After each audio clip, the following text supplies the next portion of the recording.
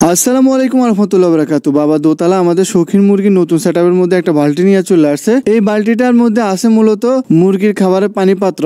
এই পটগুলা মূলত বাবা নিচে নিয়ে পুকুর থেকে ধুয়া নিয়ে আসছে। আমরা কি করি, দুদিন পর পর এই পানি পাত্রগুলো পরিষ্কার করে দেওয়ার চেষ্টা করি। তা না হলে পানি পাত্রের মধ্যে অ্যালগি জমা যায়। ওই অ্যালগিতে বিভিন্ন ধরনের ভাইরাসে আক্রমণ করতে পারে। আর ওই পানি খাইলে মুরগি বেশিরভাগ সময় অসুস্থ হয়ে যায়, সর্দি, পাতলা পায়খানা এরকম উল্টাপাল্টা রোগে ধরে যায় মুরগিরে। তাই আমরা বেশিরভাগ সময় চেষ্টা করি মুরগির পানি পাত্রটা পরিষ্কার রাখার। বাবা পটগুলো সুন্দর মতো আস্তে আস্তে করে সকল সেটআপের মধ্যে লাগাই দিতেছে একটা একটা করে। তারপর হঠাৎ করে চোখ গেল বাবার আমাদের ফ্রিজের মুরগির সেটআপের দিকে, দেখতেছে দুইটা ডিম। বাবা দুইটা ডিম উঠাই নিছে। এখানে যে ফিমেল গুলো আছে মোটামুটি সবগুলো এখন ডিম পারতেছে। আজকে সম্ভবত দুইটা ডিম পারছে। তারপর চলে আসছে আমাদের ভাপ মল্টেড কুচিনে ঘরে, ওইখানেও ডিম আছে। বাবা ওইখান থেকেও একটা ডিম উঠাই নিছে। তারপর দেখছে আমাদের সিল্কি গুলা ডিম পারছে না, আসলে ওগুলা ডিম পারে নাই। তারপর বাবা পানি দেওয়া শুরু করছে। আর এখানে যে আজকে পানিগুলা দিছে, এই পানির মধ্যে মূলত আমরা লিভার টনিক ব্যবহার করছি আজকের জন্য। আজকে লিভার টনিক দেওয়ার পিছনে কারণ হচ্ছে আজকে অনেক ঠান্ডা আছে। ঠান্ডা দিয়ে লিভার টনিক, কিডনি টনিক এগুলা যদি দেন না, আপনার মুরগি সবসময় সুস্থ থাকবো এবং কি রোগ প্রতিরোধ ক্ষমতা অনেক বৃদ্ধি পাইবো। বিশেষ করে যদি মুরগিকে কোনো রোগে আক্রমণ করে, তাহলে কি হয়, ওই মুরগি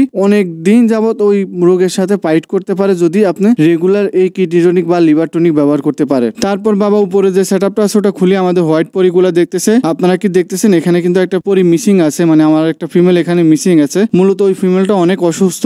ওই ফিমেলটা আমরা নিচে নামাই দিছি, লাইটের নিচে রাখতেছি। আমরা অনেক চেষ্টা করতেছি, বিভিন্ন ধরনের মেডিসিন দিতেছি। ইনশাল্লাহ দেখা যাক কি হয়। এরপর দোতলার মধ্যে বাবা একটা নতুন সেটআপ বানানো শুরু করছে। আসলে এটা সেটআপ বলতে একটা ব্রুডিং ঘর বানাতেছি। বেশিরভাগ মানুষ তো গোল করে ব্রুডিং ঘর বানায় অনেক বড় করে। যেহেতু আমাদের মুরগি বেশি নাই, তাই আমরা একটু বিজ্ঞানসম্মত ভাবে বানানোর চেষ্টা করতেছি। বাবা মূলত নিজের বুদ্ধি দিয়ে সবকিছু করার চেষ্টা করে। আর এই ঘরটাও কিন্তু বাবা নিজের বুদ্ধি দিয়ে বানাইতেছে। এখনো তেমন ভালোভাবে বোঝা যায় না, তবে যখন বানাই নিব, পুরো কমপ্লিট করবো, তখন দেখবেন কত সুন্দর দেখা যায়। এই সেটআপের মধ্যে মূলত দুটা ঘর হবে, একটা মাঝখান দিয়ে পার্টিশন হইব, আর প্রত্যেকটা ঘরের মধ্যে লাইট লাগানো হইব, এমনকি তাপ নিয়ন্ত্রণ করার জন্য কন্ট্রোলার লাগাই দেওয়া হইব।